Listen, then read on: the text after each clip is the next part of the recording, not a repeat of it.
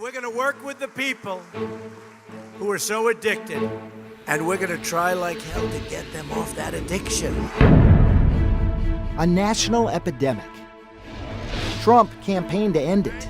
As president, he promised to fix it. This scourge of drug addiction in America will stop. It will stop.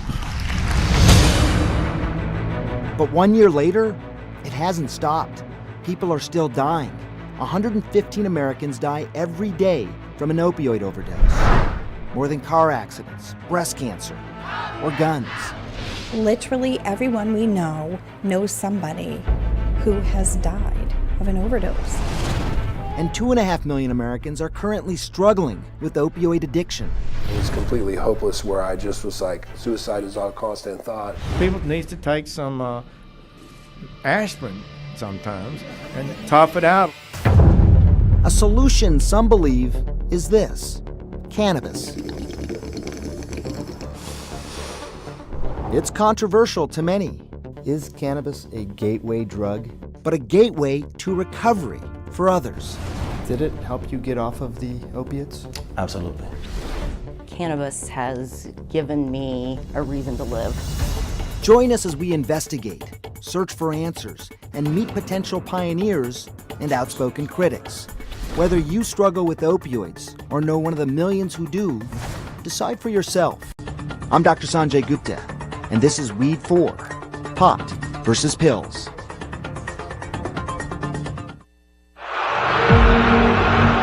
November 13th, 2013. Second and goal. Monday Night Football. James to the goal line. Ah, man, that day changed my life, you know. They've lost Mike James. Mike James was starting in the NFL. A childhood dream finally coming true. A dream born years ago in a small town in Central Florida by a young boy and his single mom. My mom was a huge football fan. I heard. Huge. She used to chase you down the sideline. Oh, yeah, huge. And I got into football through her. I mean, she put me in it. She knew I needed something to do with all the energy I had. And something to keep him out of the trouble that Mike says landed his absent father in and out of prison. That trouble was drugs. Drugs taught my family, you know, so I wanted to just play football, go to school, stay in my books, not get in any trouble. By senior year, he was one of the nation's top high school running backs. Offered a full scholarship to the University of Miami, a known launching pad to the NFL. My mom, she was crazy excited. I mean, it was everything that I ever hoped for. It was everything I wanted, you know. And then, overnight, Mike lost his biggest fan. His mom died in a car accident during the holidays of his sophomore year. Mike's wife, Aubrey, first met him not long after that accident. For him to be all right and mentally deal with this, he was going to lean on football. The funeral was New Year's Eve, 2010. Here's the pass, left side, Michael James. The same day as one of Mike's biggest collegiate games, the Sun Bowl. An excruciating decision. I was going to do the thing that made both of us happy. Play ball, you know. And She would have wanted you to be at that game. yeah, my mom, I know my mom, you know. Driven by grief, Mike became relentless, pursuing that boyhood dream of playing professional football. He was drafted in 2013 by the Tampa Bay Buccaneers. Second and goal. And that takes us back to Monday Night Football. Mike James on the carry. 2 yards from the goal line, Mike went in for a touchdown. He comes right down on that left ankle. The pain I was feeling was excruciating. He was in some pain. Aubrey raced down to be with her husband. He just was very calm and he was like, yeah, I broke my ankle. And immediately I just burst into tears. Mike needed surgery. Wires, screws, and a rod were put in to repair the break. He was in so much pain, he told me that he wanted to just cut his leg off. And like so many post-surgical patients, Mike was given a cocktail of opiates to take home. Did you worry about these opiate pills yourself, given what you'd seen with your own dad? No. Why? Because I was getting them from a doctor, you know? So I was like, I'm not getting this off the street. It must be cool for me to take it, you know? Doctor gives it to you, it must be okay. Yeah. Aubrey was worried, though, and tried to control how many he took. But Mike couldn't seem to get enough, at one point taking nearly 24 painkillers a day. I'm like, you can't be taking all these pills, you know, you have to slow down. I didn't want to stop. I didn't feel the need to, and I didn't see the harm in it. And that's something we've heard over and over as we've reported on opioids. I don't want to stop. I can't stop. Truth is, in the beginning, the opioids work well, really well, for certain kinds of pain. But as you're on them longer and longer, they become less and less effective. The result? You take more and more. And that's when they become dangerous. Opioids, unlike just about any other drug, can turn off your body's natural instinct to breathe. Take too many, fall asleep, and never wake up. And studies show opioid dependence happens fast. Within weeks, Mike James had joined the millions of Americans dependent on opioids, putting himself at risk of dying every day and making him feel awful along the way. Nauseated, constipated, still in pain. I became immune to the painkillers. Like, I still had pain, and now I'm sedated with pain. Our son was very young at that point. I'm trying to take care of Mike, take care of the small baby. I mean, I couldn't be around my kids sedated like that, and I didn't want to be around anybody. It was a scenario that started to look frighteningly familiar. The notion that I would do what my father did to me, to my boys. I knew I had to make a change, you know? And that change came from the most unlikely place. I thought, weed? Nah, that's street drug. Not even want to hear of what it had to offer. He's always been very anti-marijuana. I thought this is going to be a stretch. But with their lives falling apart, Aubrey made one final plea, asking Mike to try pot instead of pills. Mike finally tried it in February 2014. My pain subsided. I never had something where I could be coherent and still have pain relief. Mike was once again himself, clear of mind and nearly pain-free. But there was a problem. Cannabis is banned in the NFL. Using it can get you fined, suspended, even fired. A risk Mike wasn't willing to take. If we get that stance right. A risk former NFL lineman Kyle Turley understands. Ticky-tacky, ticky-tacky. He was offered cannabis early in his career. This guy saw me and said, Kyle, you need to try this, okay? And I said, no way, I'm not going to risk my career and get positive on a drug test. I want to be in the Hall of Fame. When I'm done with this game, maybe I will. I'll try it. And he did, as soon as he retired. Hey, Bob. Now, every morning, Kyle begins his day with a cup of coffee and a few hits of something he calls a necessary medicine, marijuana. It's replaced all those pills he used to take. Since '96, when I blew my knee out, you know, it was a painkiller, a muscle relaxer, a sleep aid, an anti-inflammatory. Those four are staples in an athlete's regimen of medicine. It's the opiate, it's the painkiller that I think people are really coming to terms with. Yeah, because it's very easy for those to go from 1 to 2 to 3. To more than a dozen a day. It became a near deadly addiction. I was completely hopeless. These side effects are very real. Suicide is all constant thought. I'm raging on my family, all these things. And raging on the football field. And now Turley throws the helmet.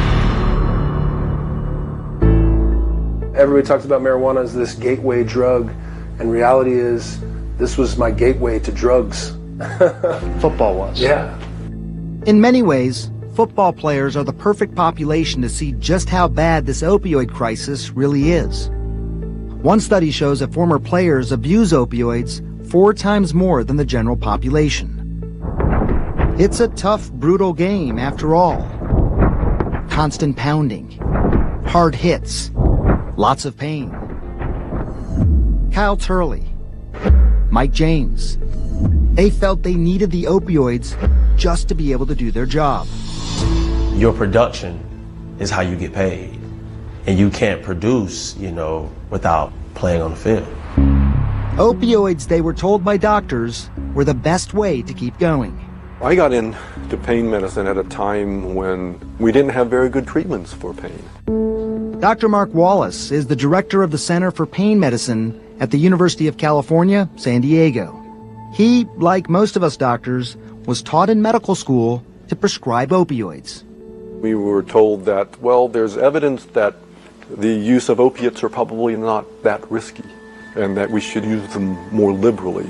They don't wear out. It was the 1990s, and doctors were seeing a lot of commercials like this one. These drugs, which I repeat are our best, strongest pain medications, should be used much more than they are for patients in pain.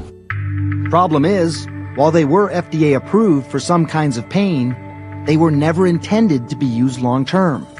We started to see patients who were prescribed opiates for their pain condition who had never been addicted to anything, becoming addicted to those drugs. Dr. Nora Volkov, the director of the National Institute on Drug Abuse, believes that was the beginning of our opioid crisis. We knew that there was a danger. We knew that they weren't as effective after a period of time, and yet it still happened anyway. Marketing. We started questioning whether we should be using opioids, but we didn't have a lot of good alternatives at the time. Proposition 215 made medical marijuana legal. Prop 215 allows the sick and dying to use marijuana for medical reasons. When it was legalized, I didn't jump on the bandwagon and say, oh, I'm going to start using it. I was asking myself, are we going to make the same mistake? Because there's not a lot of evidence with cannabis either at the time. But there was history. Before marijuana was banned in the 1970s, it was used for more than a century as a treatment for many disorders, including leprosy, epilepsy, and pain. And so you have to consider that. I started looking at medical cannabis as an alternative to opioids. In 1999, the California state government gave $10 million to Wallace and others to study the plant at the Center for Medicinal Cannabis Research in Southern California. Within a decade, there were half a dozen studies to show that cannabis could relieve certain kinds of pain.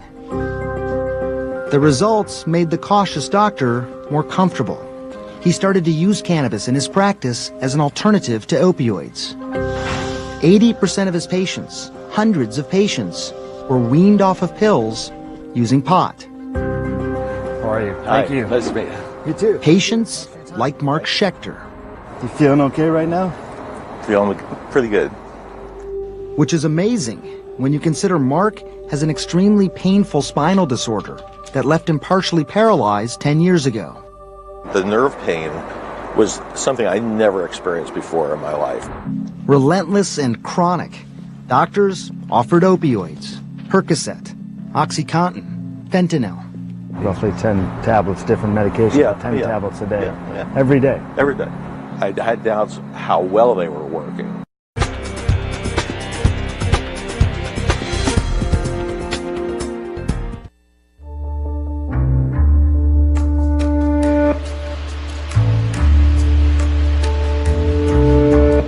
It's growing season at one of Las Vegas's largest medical marijuana dispensaries, Shango.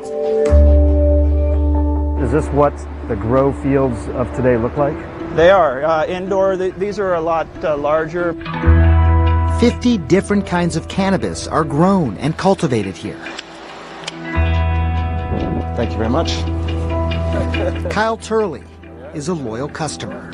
Here's Shango. I drive all the way back from Southern California. That's nearly 500 miles round trip. to restock his supply of cannabis every month. There's a lot to say for cleanliness, purity of product, consistency, all these things that in the marijuana program in California still even, it's hit and miss. At the end of the day, this is my medicine. And while it may be his medicine, this plant is still not regulated like a traditional medicine, despite the fact it's now legal to use marijuana medicinally in more than half the United States. There is still no standard prescribed dose. After getting a recommendation, not a prescription, from a doctor, a patient is pretty much on their own. Whoa. Yeah, a little different. Yeah. It's a lot of trial and error. How many strains did you try? Everything California's had to offer. Is that right? Yeah. And the one that helped him as a substitute for painkillers, a strain high in non-psychoactive cannabidiol, CBD. Remember, cannabis is made up of 400 plus ingredients. The two scientists know the most about are THC, which is the psychedelic component of cannabis, which makes you feel high. And then there is CBD, cannabidiol, the non-psychoactive chemical. We've told you about this one for years, especially how it stops chronic epileptic seizures in young children. There is also research showing that CBD is particularly helpful when it comes to pain. In fact, CBD can do something opioids cannot. With opiates, you're talking about killing the pain, masking the pain, you're done. Dr. Julie Holland edited The Pot Book, a complete guide to cannabis. With medical cannabis, you're actually not just talking about decreasing pain, but you're decreasing inflammation.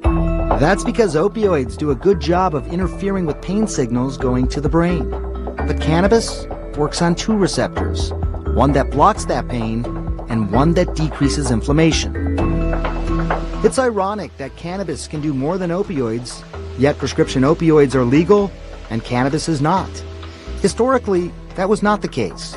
For centuries, both cannabis and poppy, two plants, the natural forms of marijuana and opioids, were commonly prescribed by doctors and dispensed at pharmacies. But that all changed in the 1930s. Opioids would go on to become a best-selling drug, and cannabis became increasingly fringe. In part because one kind of cannabis, called hemp, was a threat to big business. Hemp is a cheap fiber, good for making paper and canvas. It's more absorbent than cotton and could be used as a potential fuel. So there were a lot of vested interests that sort of put cannabis down, took it away from the doctors, made it illegal. And despite many efforts we've reported on for the past 5 years, marijuana is still an illegal Schedule I controlled substance, same as heroin and meth. The opportunities that are available. Something Kyle remembers every time he crosses state lines with his month's supply of cannabis. The medicine he says he can't live without. They could pull me out of my car and file federal charges against me for trafficking marijuana across state lines. You know Kyle Turley? Yeah, yeah. All of those guys, man. I have the courage to be here sitting in front of you because of all those guys that paved the way. And the courage to finally give up the opioids. That came in the summer of 2017. Injured at practice, the opioids didn't help, so he decided he'd stop using them for good. I was excited. I felt like I was beginning a new life, A new life.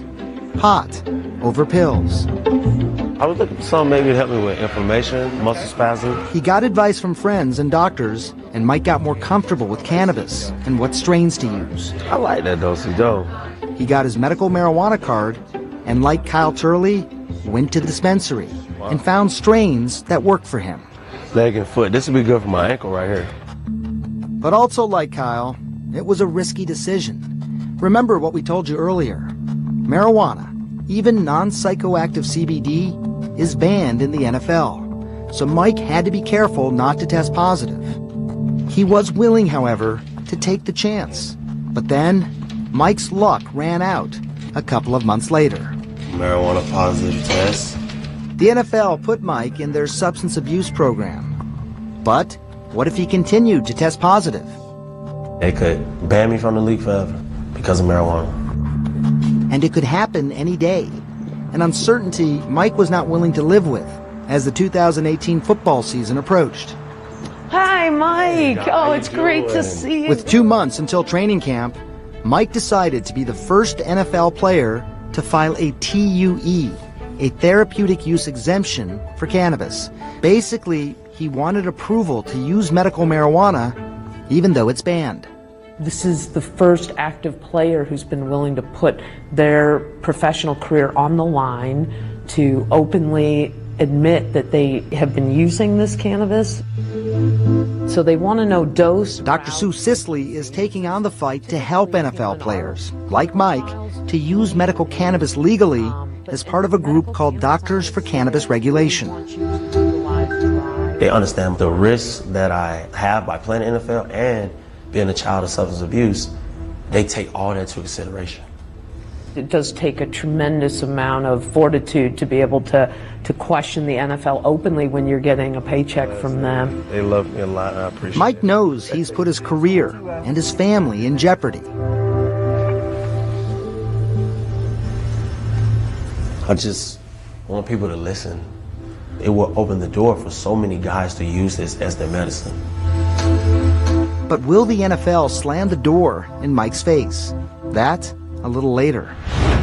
Cannabidiol is able to reverse. But first, researchers using cannabis to open the door as a new way to break the chain of addiction.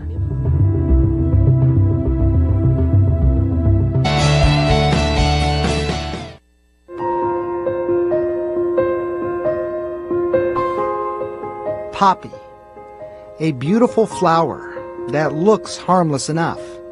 But the opioids derived from this plant can turn people into addicts. They start seeking them out, and at the cost of everything else, even their death.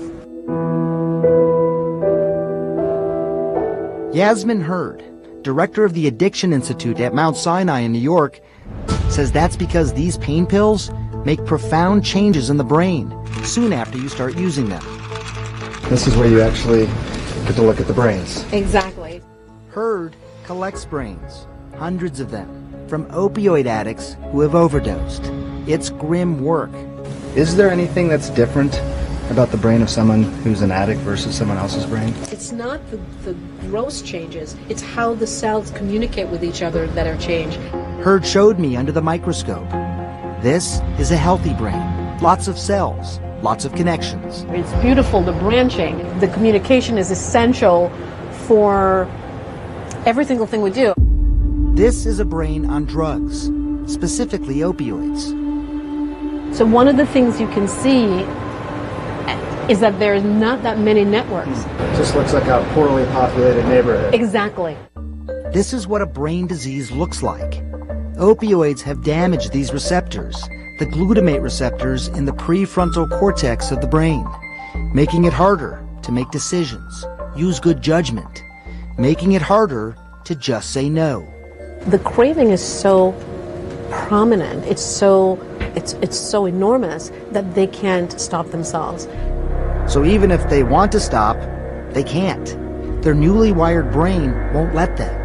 It could help explain why some therapies to treat addiction aren't successful. Take abstinence. I just think it's egregious.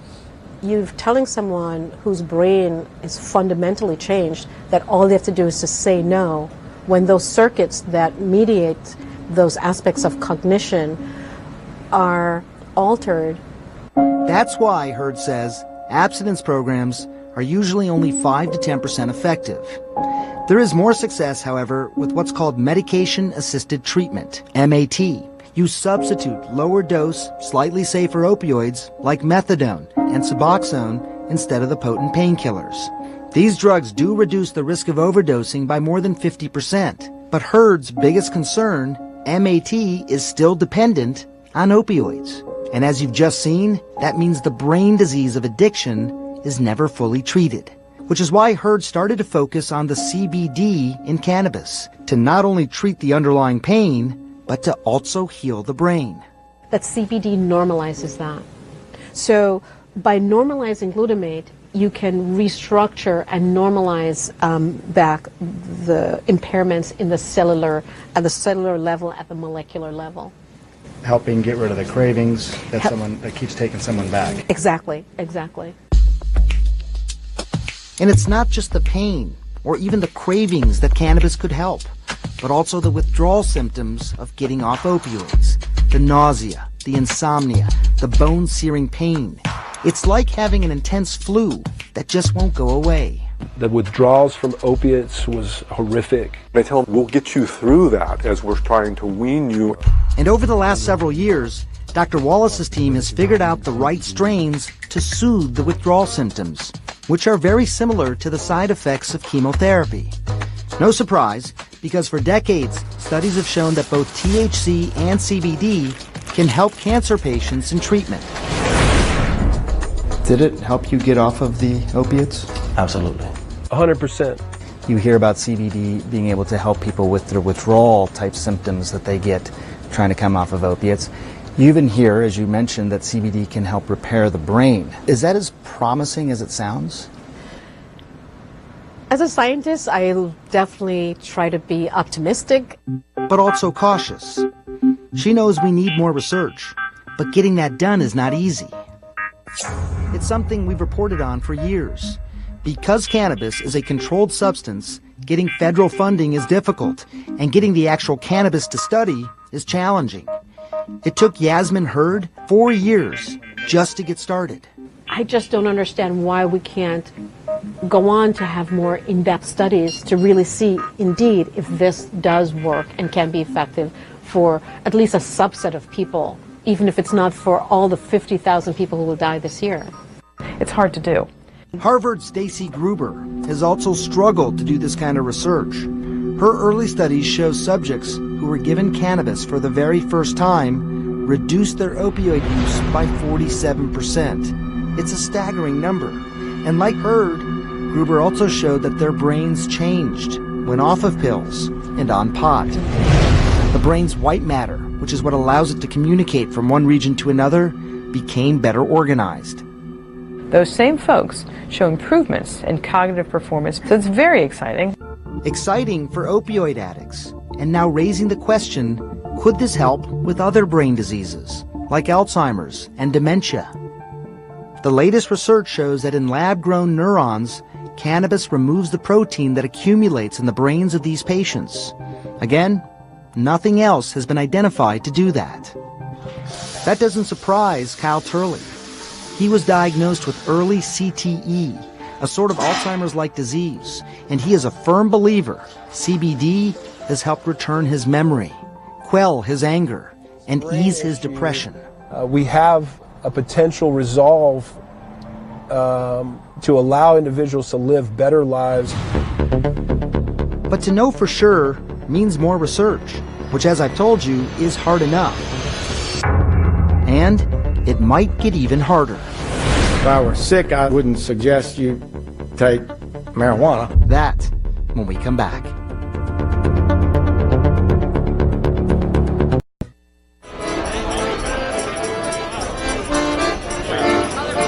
It's springtime in Ann Arbor, Michigan. For 47 years, this rally has been held every first Saturday in April at high noon to fight for the reform of marijuana laws. It's time to put players on the field with a less harmful medicine. With his career and reputation on the line, Mike James is telling the world that cannabis worked for him. It's time for their doctors to start listening to my doctors, Dr. Sue Sisley and Dr. Mike is traveling around the country with Dr. Sue Sisley from Doctors for Cannabis Regulation. It's been a month now since he petitioned the NFL for a therapeutic use exemption for cannabis. This is my medicine, you know what I mean? It is not like it's not a game or anything. Mike's case is such a perfect example of why cannabis needs to be made available, because he's really not a candidate for opioids. This crowd seems receptive to that message, but that's not the case 500 miles away in the nation's capital. The use of marijuana is detrimental. Marijuana is not a healthy substance. If I were sick, I wouldn't suggest you take marijuana to cure yourself. Attorney General Jeff Sessions, who declined to be interviewed for this documentary, has made it crystal clear he sees no good to come out of marijuana, including cannabis's role in the opioid crisis. I'm astonished to hear people suggest we can solve our heroin crisis. Have you heard this? By having more marijuana. Well, how stupid is that? These pills become so addictive. The DEA said that a huge percentage of the heroin addiction starts with prescriptions. We think a lot of this is starting with marijuana and other drugs. Marijuana as a gateway drug to more dangerous, more lethal narcotics.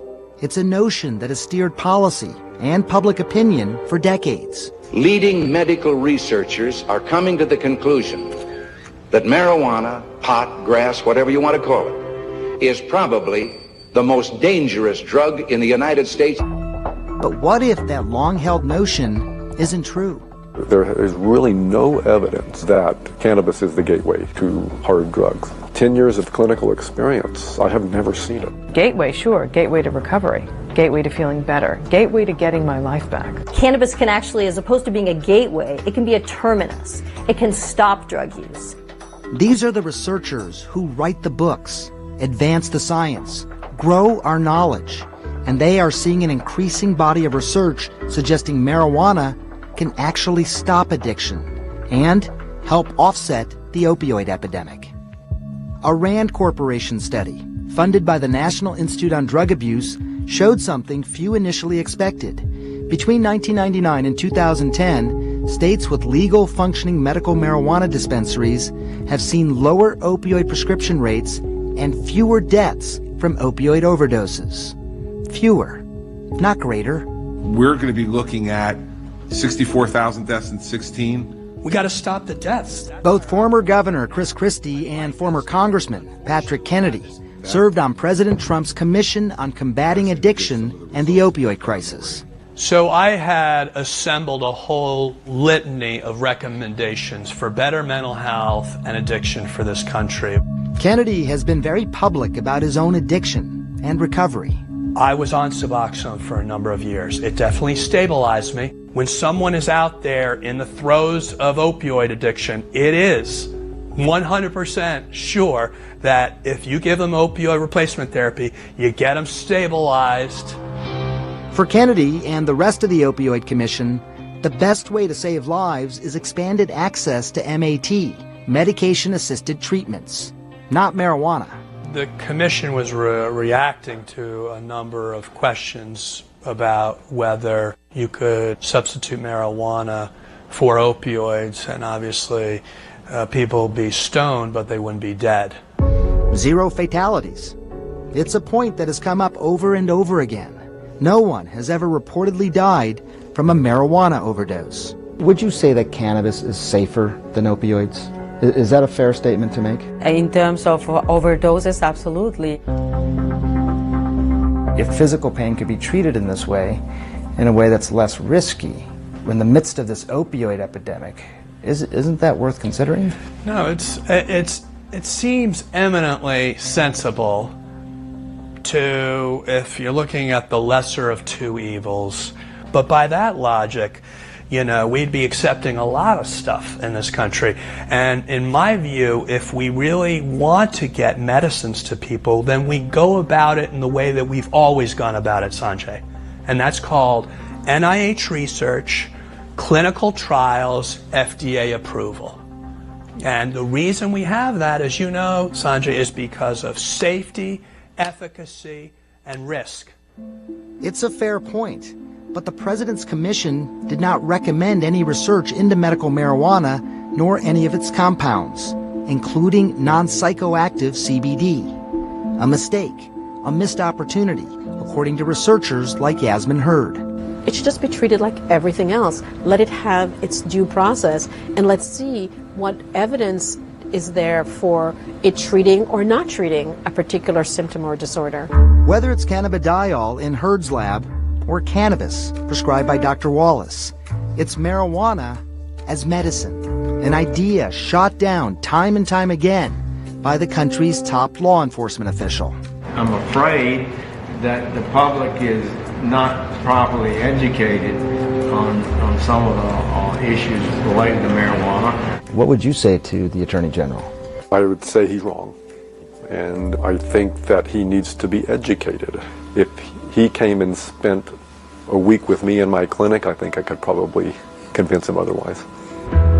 Education and understanding. The same goals Mike James has by going public with his story. Early word from the NFL is that they only give therapeutic use exemptions for drugs that are FDA approved. Cannabis, of course, is not. But the league is still considering it, as is the NFL Players Union, which has already been looking at cannabis as part of their initiative to study pain and the best therapies for it. Executive Director D. Maurice Smith. Our job is to find the best medical science to support your therapeutic use exemption. What I would say to him and every NFL player, our job is to figure out how do we build the best medical support for the best treatment for you. And while Mike waits, we are now closer than ever to the first FDA-approved cannabis-based drug. So how did it happen? That, when we come back.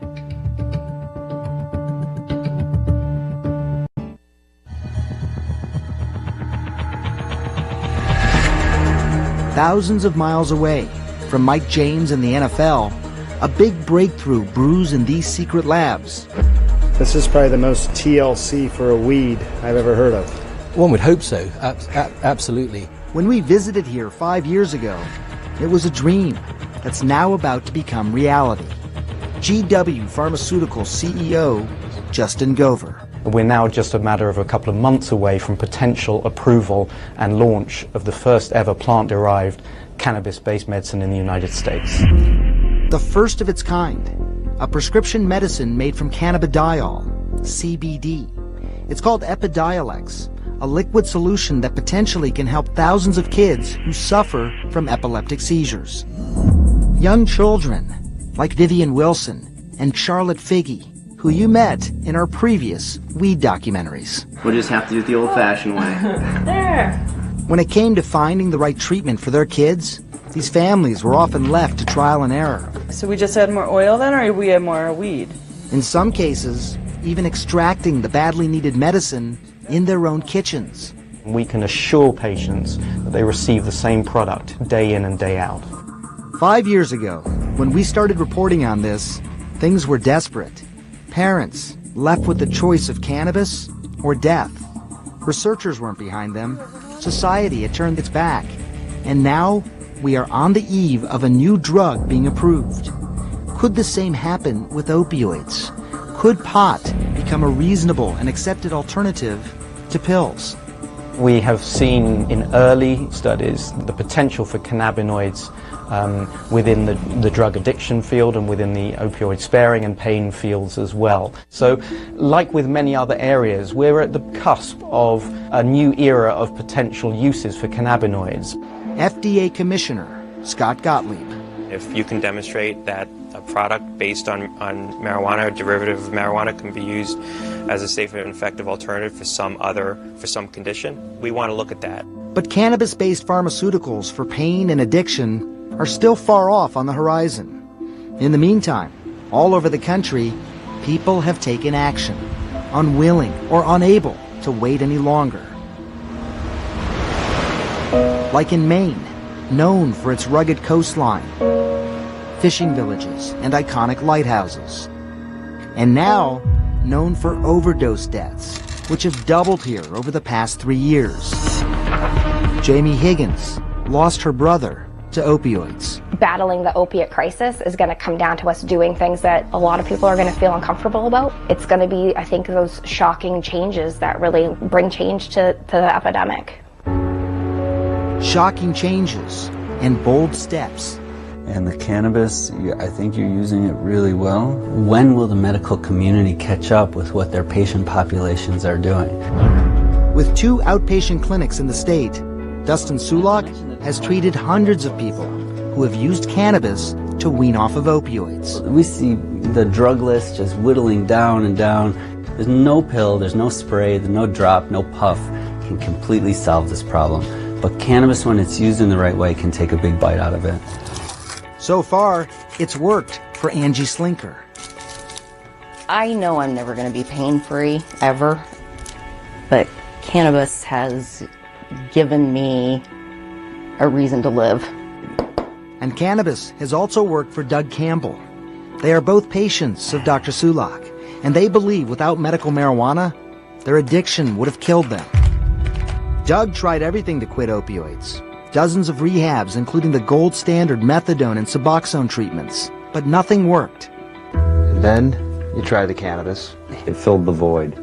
I don't want to overstate or understate this, but decades of opioid use, 32 times in and out of rehab.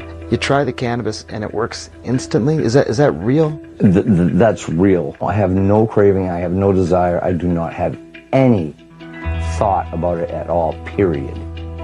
But to so many, these stories, the thousands of stories around the country, are simply not enough. I have not seen a single study that has shown that by giving a patient suffering from an opioid use disorder cannabis, they are able to stop taking opioids. We cannot be guided by wishful thinking. We need objective data. People are dying. You cannot help dead people. There's no waiting. This is Transformation Pain Cream, and it has 400 milligrams of active cannabinoids. It's got THC, which is excellent for pain relief. Roxanne Gullickson recently opened one of the only pot-based substance abuse treatment programs in the country. We're good families, but literally everyone we know knows somebody who has died of an overdose. How ahead of the curve, if you will, is Maine and is what you're doing in all this? We're pioneers. We get a lot of pushback, but having actually experienced it, to not share it would be immoral. It's a message being heard in the state capitol, even by the most conservative politicians. Republican State Senator Eric Brakey is proposing radical legislation. He wants to add opioid addiction to the list of qualifying conditions for the state's medical marijuana program, making it easier for opioid addicts to access cannabis. It's an age-old debate, is this idea, are you trading one drug for another? Even if we are doing a trade from a narcotic that people can overdose on to a plant that is non-narcotic and no one has ever overdosed on in the history of the world, you know, if that's the trade that we're making, then that sounds like not so bad a trade. And Senator Brakey isn't the only one willing to make that deal. Medical marijuana. Medical marijuana. A big announcement by Governor Murphy about medical marijuana. One that I think should be considered, and that is recovery from opioid addiction. Other states like New Jersey, Connecticut, and New Mexico are now considering similar legislation. All people are asking for is the freedom to make their own choices with this, to try something for themselves as they are attempting to break the grip of addiction. It's the same freedom Mike James is asking the NFL for as he fights for a therapeutic use exemption for medical marijuana. If approved, it would be the first of its kind in any professional sports league. It would also mean Mike James would no longer have to choose between the sport he loves and his health. If you look at your biography 30 years from now, it's probably going to say professional football player in the first line. But medicinal marijuana advocate? Yeah. I mean, is that what you want to be known for? Yes, I'm fine with that, and I'm not ashamed of it, not embarrassed about it. It is something that I will continue to use because I have a life to live. Mike James, just one of so many people who claimed their lives were saved because they traded these pills for pot. Okay, now hold on. But now the struggle continues for researchers to catch up, to gather data, and the scientific evidence to once again prove the power of this plant.